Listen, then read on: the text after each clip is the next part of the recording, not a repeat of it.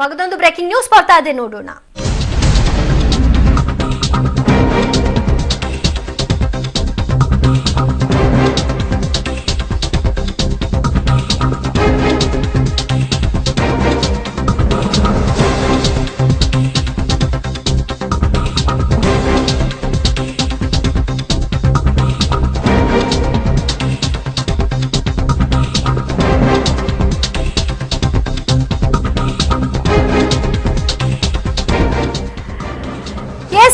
ಶಶಿಕಲಾ ನಟರಾಜನ್ ಈಗ ಆಲ್ರೆಡಿ ಒಂದು ಪ್ರಕರಣದಲ್ಲಿ ಜೈಲಿಗೆ ಹೋಗ್ತಾ ಇದ್ದಾರೆ. ಇಂತಹ ಸಂದರ್ಭದಲ್ಲಿ ಮಗದೊಂದು ಶಾಕಿಂಗ್ ನ್ಯೂಸ್ ಶಶಿಕಲಾ ವಿರುದ್ಧ ಎಫ್ಐಆರ್ ದಾಖಲಾಗಿದೆ.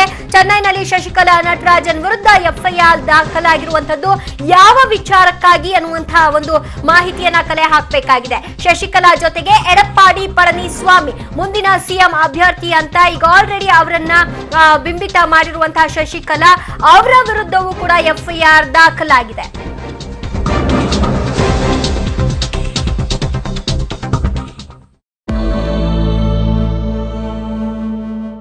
ತಮಿಳುನಾಡಿನ ಮಹಾರಾಣಿಯಾಗಲು ಹೊರಟಿದ್ದ ಶಶಿಕಲಾ ನಟರಾಜನ್ ಅವರಿಗೆ ಇವತ್ತು ಸುಪ್ರೀಂ ಕೋರ್ಟ್ ಒಂದು ಶಾಕ್ ಅನ್ನು ಕೊಟ್ಟಿದೆ.